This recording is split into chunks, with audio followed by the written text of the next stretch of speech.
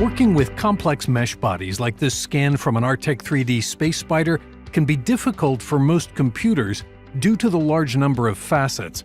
SOLIDWORKS 2020 introduces the Mesh Decimation tool, which can simplify the model to your specifications. The user simply has to input a percentage decrease target and hit Calculate. Now that we've reduced the complexity of the mesh body, we want to generate a solid model. Let's start by first creating an axis through the center of the mesh geometry. In SOLIDWORKS 2020, creating reference axis and planes from mesh geometry is now supported, and the new Tangency Select tool makes quick work of selecting the facets you want while avoiding facets you don't.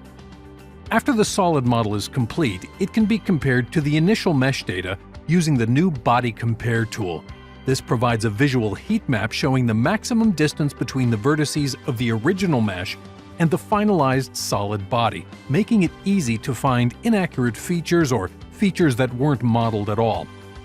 With tools like Decimation and Body Compare, SOLIDWORKS 2020 makes working with complex mesh data effortless.